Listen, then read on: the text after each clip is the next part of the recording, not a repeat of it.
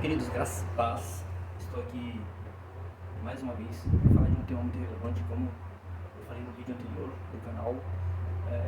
Vou falar sobre eleição incondicional, né? Pelo nome já dá para entender que é a maneira que Deus elegeu aqueles que são seus desde antes da fundação do mundo. E é uma doutrina bíblica, é um dos fundamentos da fé cristã, um dos fundamentos bíblicos da fé cristã. E eu gostaria hoje de falar sobre este assunto, ok? Então, vamos começar. Bom, então para começar, eu vou falar sobre, vou dar uma resumida aqui sobre o tema que eu falei, o primeiro tema que eu falei sobre a total depravação do homem, né? O homem ele é caído em si, ele é morto, não tem capacidade alguma, ele não tem capacidade alguma de salvar-se a si mesmo. Então ele precisa necessariamente, exclusivamente, de alguém que o salve da sua condição e da sua condenação. Logo, então, eu tenho que falar um pouquinho, algumas coisas sobre esse estado. Primeiramente, eu gostaria de dizer que o homem ele é incapaz de exercer sua própria vontade livremente para salvar-se. E por quê? Né? E aí, porque esse tal homem não é regenerado e está morto em seus pecados e delitos, conforme está descrito lá em Efésios 2, versículo 1. Né? Ou seja, esse homem ele é escravo do pecado. Né? Então vamos ler aqui Efésios 2:1. O que diz aqui em Efésios 2:1? Olha o que está escrito aqui. Ó. Ele vos deu vida, estando vós mortos nos vossos delitos e pecados. Ou seja, está morto nos seus pecados e delitos. Morto, sabe o que é um morto, né? Eu preciso descrever aqui o morto. Ele não tem condição alguma de raciocínio, de vontades em relação a Deus, como aqui é o caso. Para outras coisas, a pessoa é livre, ela escolhe o que ela quiser, mas se for parar para refletir, as suas vontades inclinadas ao pecado. E isso é muito sutil. O pecado ele afetou todas as áreas da nossa vida, da nossa composição humana, a tal ponto de a gente rejeitar a Deus e se esconder de Deus. Né? Isso mostra que nós somos mortos, porque Deus é a vida, Ele é o único que pode nos dar vida novamente. Como em 37 dias, Ezequiel, né, do livro do profeta Ezequiel, que aquela ilustração sobre o vale de ossos secos, estavam todos mortos, ali só os ossos, todos bagunçados, mas Deus é quem dá vida novamente e faz levantar o homem, traz de volta aqueles que estavam mortos. E sabemos que é um grupo de pessoas, mas enfim. Então vamos continuar aqui. Efésios 2:1, vocês já viram que o homem já está morto em seus pecados e delitos, precisam de Deus, certo? Enfim, então vamos continuar aqui. Efésios 2:1, vocês já viram que o homem já está morto em seus pecados e delitos, precisam de Deus, certo? Enfim, então vamos falar aqui, ler alguns outros capítulos que mostram a condição do homem. Vai ser uns textos um pouco enormes, mas vai ser bom para frisar bem na mente de vocês terem de fundo, para vocês entenderem a eleição incondicional, certo? Que não é da nossa vontade, mas da vontade de Deus. Romanos 3:9-18, Paulo coloca aqui da seguinte maneira: que se conclui, temos nós qualquer vantagem? Não, de forma nenhuma, pois já temos demonstrado que todos, tanto judeus como gregos, estão debaixo do pecado. Os judeus foi aquele povo escolhido de Deus, que para eles foi revelado todos os mistérios, todas aquelas profecias, as leis, foi tudo, Deus escolheu esse povo para demonstrar, se revelar a ele, certo? E os gregos, no caso, seriam os gentios. Então estava tendo uma briguinha ali, e Paulo está exortando os irmãos de Roma em relação a isso. Ó, tanto judeus como gregos estão debaixo do pecado, ou seja, todos, tanto gentios como judeus. Os gentios, aí eu tenho que ressaltar, gentios não são os gregos, mas todas as outras nações fora os israelitas, os judeus, certo? Então, você provavelmente é um gentio, ok? Então vamos lá, olha a descrição. Como está escrito, e Paulo traz o Antigo Testamento para dizer isso aqui. Como está escrito, não há justo nenhum sequer, não há quem entenda, não há quem busque a Deus. Todos se extraviaram, a uma se fizeram inúteis, não há quem faça o bem. Olha só, você é bonzinho, você falou que você é uma pessoa boazinha? Olha o que está escrito aqui, não há quem faça o bem, não há nenhum sequer, nenhum. Isso é a Bíblia, a palavra de Deus falando assim. A garganta deles é sepulcro aberto, com a língua urdem engano, ou seja, mentira. Isso daqui é a quebra de todos os mandamentos de Êxodo 20, né? Para você ter uma noção. Veneno de víbora está nos seus lábios, a boca eles a têm cheia de maldição e de amargura. São os seus pés velozes para derramar sangue. Homicídio, suicídio, enfim, está tudo aqui. Nos seus caminhos há destruição e miséria. Eles conheceram o caminho da paz. Não há temor de Deus diante dos seus olhos. Olha que forte isso aqui. Essa aqui é uma descrição da condição do homem, né? E Paulo começa a tratar os romanos dessa maneira para frisar bem qual é a condição deles. E como a gente já viu sobre a depravação total, em Efésios 2:1 fala que a gente está morto. E é exatamente por causa disso. A gente quebrou todas as leis de Deus. E isso mostra o quão morto a gente está. Que a gente só faz coisas que é contrária à lei de Deus, que ela é boa e restaura a alma, ou seja, ela nos dá vida. A lei é boa, sim, a lei é boa, mas se a gente tentar cumprir a lei para ser salvo, a gente já se equivocou, porque a gente não vai conseguir cumprir a lei se não tivermos o Espírito Santo. Lógico, logo. Então eu vou seguir aqui para Romanos 3, versículo 21 ao 26, olha o que está escrito aqui, que a justificação é unicamente pela fé. É um dos lemas da Reforma Protestante, que é o somente a fé, sola fide.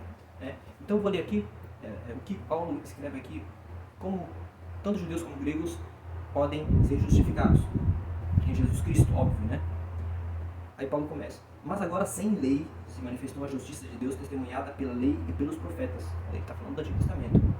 Justiça de Deus mediante a fé em Jesus Cristo, para todos e sobre todos os que creem, porque não há distinção, pois todos pecaram e carecem da glória de Deus, sendo justificados gratuitamente por sua graça. Olha, é gratuito. Sabe o que é gratuito, né? Você não precisa fazer nada para receber isso, entendeu? É algo gratuito. Imagina, Deus vai lá e graciosamente, de graça, Ele te concede graça. É isso, um dom gratuito de Deus, a justificação.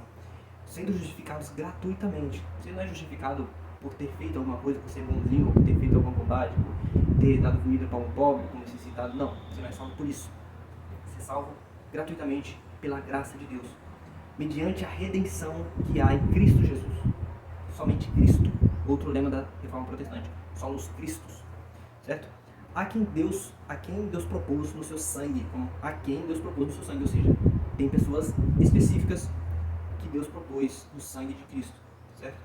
A quem Deus propôs no seu sangue como propiciação mediante a fé, para manifestar a sua justiça, por ter Deus, na sua tolerância, né, porque todos estavam mortos em seus pecados, logo Deus deveria ser tolerante quanto a essa condição do ser humano, para que ele pudesse operar a obra de salvação. Na sua tolerância, deixado impunes os pecados anteriormente cometidos, tendo em vista a manifestação da sua justiça no tempo presente, para ele mesmo ser justo e o justificador daquele que tem fé em Jesus. E aí o versículo 18, olha o que diz: concluímos, pois, que o homem é justificado pela fé, independentemente das obras da lei.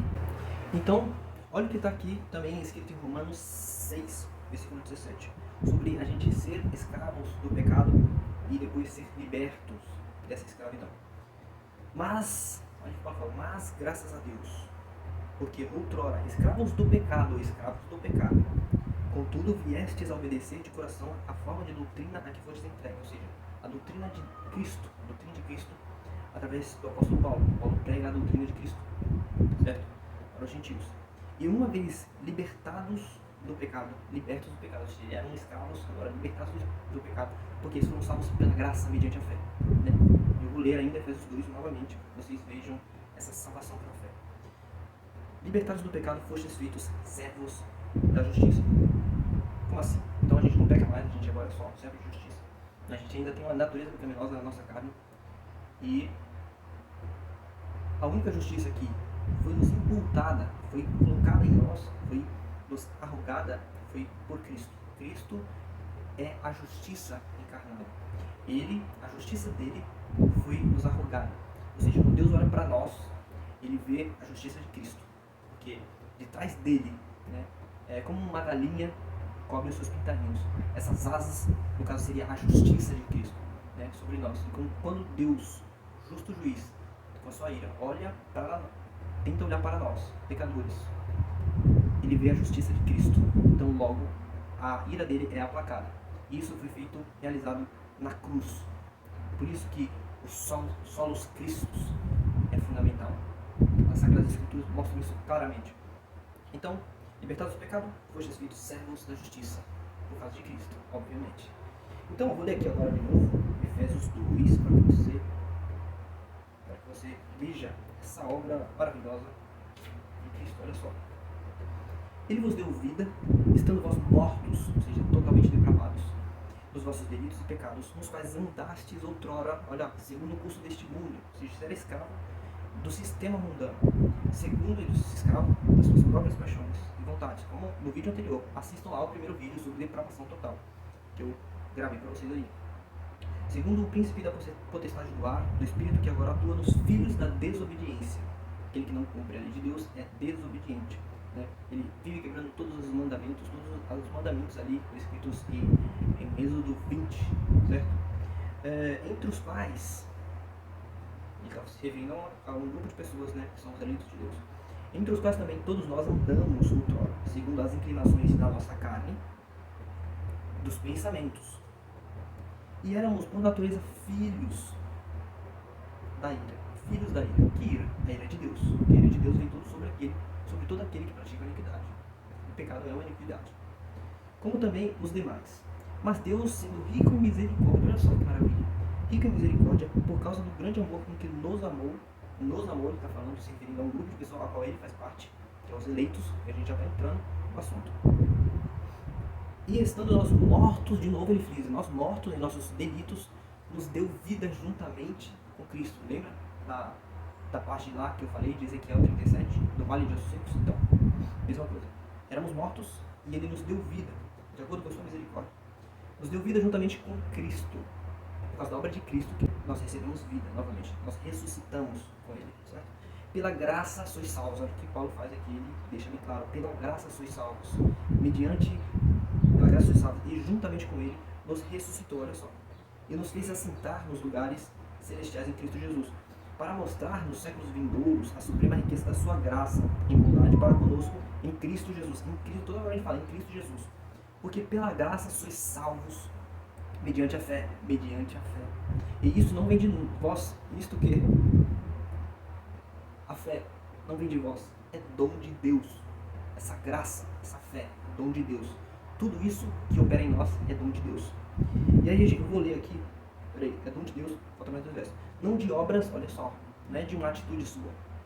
Não de obras para que ninguém se glorie, pois somos feitura dele, criados em Cristo Jesus para boas obras. Agora sim, criados para boas obras. Antes não era por boas obras, mas depois da salvação, de ser salvo para boas obras, os quais Deus de antemão preparou para que andássemos nelas. Então, a partir da salvação, a gente vai procurar agora viver as boas obras que Deus decretou para que nós vivêssemos, certo?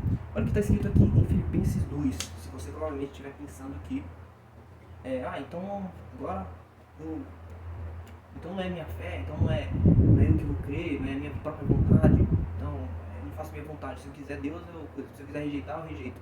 Não é assim. Aqui está escrito em Filipenses 2 sobre o desenvolvimento da salvação, assim. Olha o que Paulo fala para os irmãos de Filipe. Desenvolvei a vossa salvação com temor e tremor. Como assim? Ele está mandando as pessoas desenvolver a sua própria salvação. É uma coisa estranha. Mas vamos seguir aqui, ó.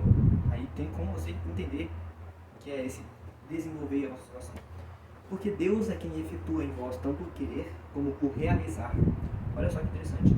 Tanto o querer quanto o fazer, o agir, as atitudes, as ações, segundo a sua vontade. A vontade de Deus, segundo a vontade de Deus, ele opera em nós o querer, que é, ou seja, crer em Jesus Cristo, ter fé nele, unicamente nele. E essa salvação se desenvolve no poder do Espírito, né? E é realizada toda a obra, todas as leis de Deus começam a ser cumpridas, porque o Espírito Santo vai nos capacitando na nossa caminhada, ao processo de santificação até a volta de Cristo, certo? Não seremos perfeitos, né? Porque somente quando formos glorificados, assim como Cristo, quando ressuscitou, recebeu o corpo glorificado, a gente vai ser perfeito. Aí sim, seremos completos. Então, é isso. Agora eu vou falar da segunda parte, que é sobre a eleição propriamente dita. Agora aqui, ó, vou ler algumas frases para vocês sobre isso. Olha que Lutero, o primeiro reformador, né? Quando ele viu que tinha alguns problemas lá na doutrina da igreja romana, né? Ele falou o seguinte, que tinha esse problema ele debatia com Erasmus de Roterdã. Ele falou o seguinte: se algum homem atribuir qualquer parte da salvação, mesmo a menor parte dela, ao livre-arbítrio do homem, ele nada sabe sobre a graça e não conheceu a Jesus Cristo corretamente. Isso aqui é Lutero.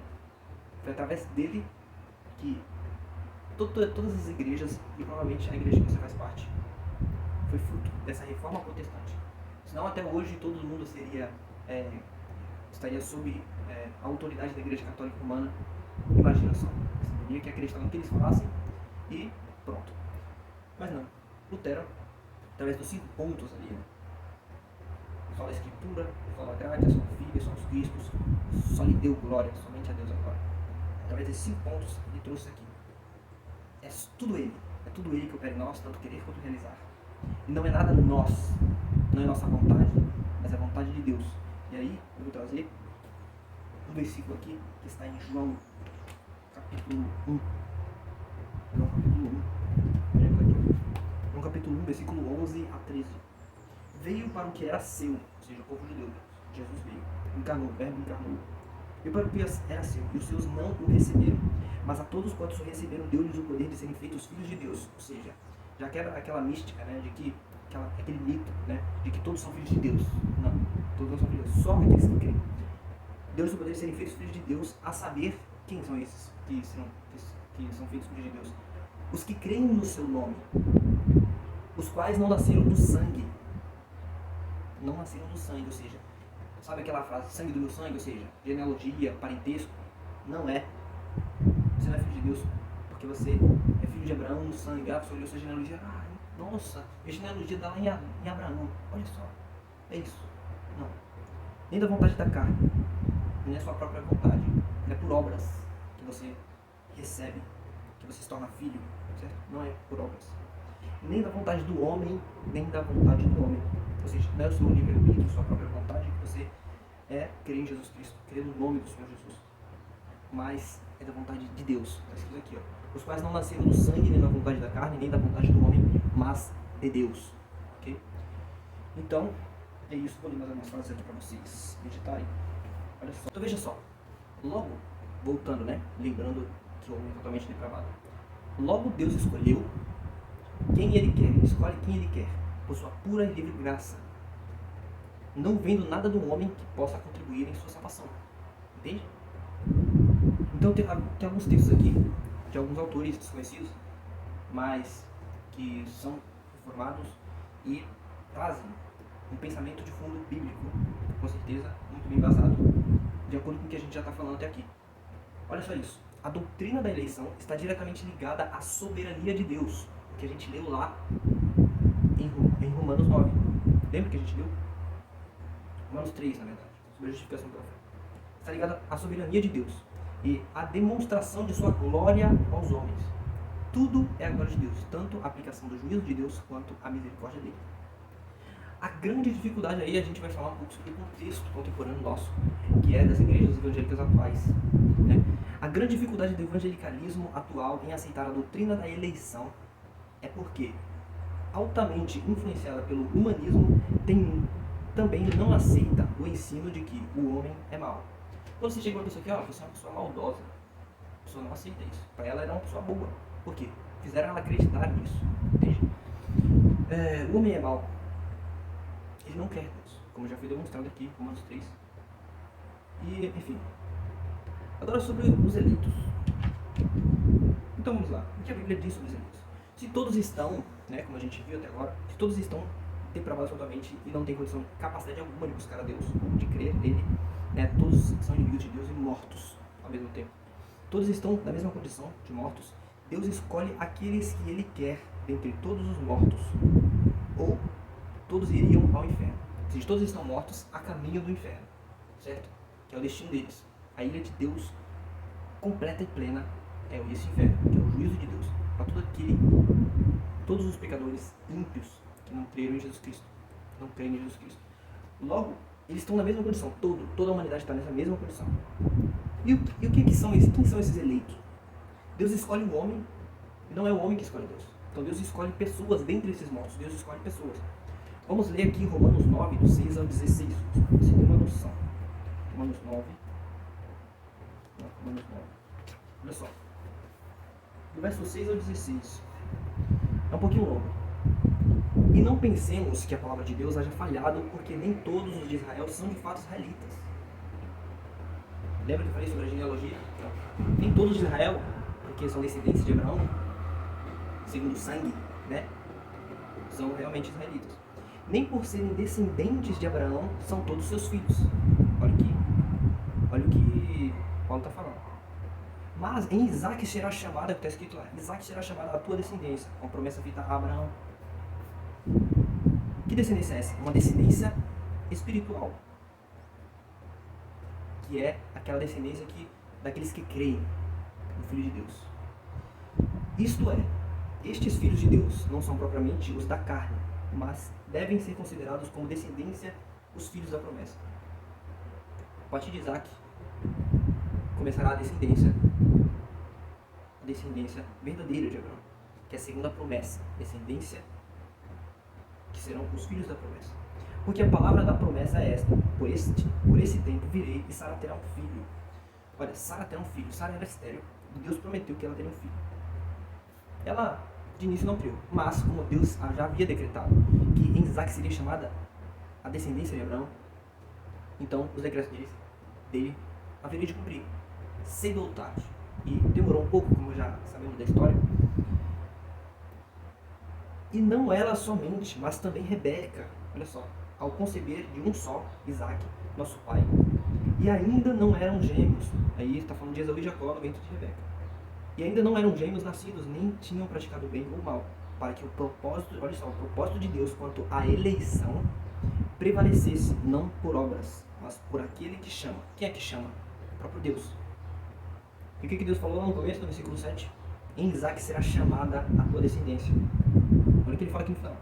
Quanto à eleição prevalecesse, não por obras, mas por aquele que chama. Deus ia chamar a descendência de Abraão em Isaac. A descendência que seriam os filhos da promessa. Então, esse chamamento aqui é para aqueles eleitos que serão chamados por Deus em Isaac, entende? Serão descendência de Abraão naquela questão que é justificação pela fé. Pela fé. Todos aqueles que creem são descendência de Abraão, entende? Já fora dito a ela: o mais velho será servo do mais moço, como está escrito: amei Jacó, porém me aborreci de Esaú. Olha só, olha a continuação. Como pode? Deus seria injusto, por acaso, de amar Jacó e odiar Esaú? Por que não? Deus, ele é justo, a gente sabe disso. Que diremos, pois, a injustiça da parte de Deus? Essa mesma pergunta. De modo nenhum. Pois ele diz a Moisés: terei misericórdia de quem me aprouver ter misericórdia, e compadecer-me-ei de quem me aprouver ter compaixão. A vontade de Deus é soberana, prevalece acima da sua vontade, inclusive. Assim, pois, não depende de quem quer ou de quem corre, mas de usar Deus a sua misericórdia. A salvação é unicamente por causa da misericórdia de Deus. Se você foi salvo, é porque a misericórdia de Deus te alcançou, ou ela te foi direcionada a você, pois você já estava nos decretos de Deus. Aí no versículo 18 diz o seguinte: logo tem ele misericórdia de quem quer, e também endurece a quem lhe apraz. E aí, Deus é injusto? Óbvio que não. Se todos estão mortos em seus pecados, todos merecem a devida punição pelos seus pecados. Logo, não é pelo que você faz, mas unicamente porque a vontade de Deus deve prevalecer, e ele salva aqueles que ele escolheu desde a fundação do mundo. Certo? Então, meus queridos, é isso. Eu acredito que esse vídeo, se esse vídeo te ajudou de alguma maneira a você compreender um pouco mais o que os textos bíblicos dizem sobre a eleição. Lembrei de um versículo que seria importante a gente ler aqui. 3 versículos, especificamente em Efésios 1. Vamos lá, Efésios 1. Rapidinho, pessoal. Só para vocês deixar um pouquinho mais claro sobre isso, a eleição. Então, está escrito aqui em Efésios 1, no versículo 4. Assim como nos escolheu, Deus escolheu nele antes da fundação do mundo, que eu estava citando aqui essa frase inúmeras vezes, para sermos santos e irrepreensíveis perante ele. Em amor, nos predestinou para ele, para a adoção de filhos por meio de Jesus Cristo, segundo o beneplácito da sua vontade, ou seja, a boa vontade de Deus. É segundo a vontade de Deus, não é a sua vontade, tá? no qual temos a redenção pelo seu sangue, a remissão dos pecados segundo a riqueza da sua graça, que Deus derramou abundantemente sobre nós em toda soberania e prudência. Versículo 9. Desvendando-nos o mistério da sua vontade, segundo o seu beneplácito, que propuseram em Cristo. Ao versículo 11. Nele digo, do qual fomos também feitos herança, predestinados segundo o propósito. O propósito é plano, decreto, daquele que faz todas as coisas conforme o conselho da sua vontade. Deus, antes da fundação do mundo, traçou um plano, decretou toda a história. Quem seriam os salvos, quem seriam eleitos. Está aqui escrito. Isso ele fez de acordo com a sua vontade. De acordo com a sua vontade. Antes que tudo existisse, ele já era Deus. E ele sempre será Deus. Ele não muda. Em Deus não há mudança. Ele não muda. Ah, não deu certo isso aí, então vou pensar de outra maneira. Não. Deus não tem plano B. Só tem plano A. E ele realiza esse plano A perfeitamente. Entende? Então, o que eu deixo para você refletir aqui é: creia em Jesus Cristo. Ele é o único que pode te salvar do seu estado de pecado, da ira de Deus, seria o justo juízo de Deus sobre a sua vida. Porque o caminho que você, o destino que você está caminhando é a justiça de Deus, o juízo de Deus, que é o inferno. Você está caminhando para o inferno, para o abismo, para a sua autodestruição. Então creia em Jesus Cristo, Ele é o único que pode te salvar. O sangue dele pode lavar, purificar você de todo pecado. Então creia em Jesus Cristo. Abandone a sua vida que você tem hoje e volte-se para Deus.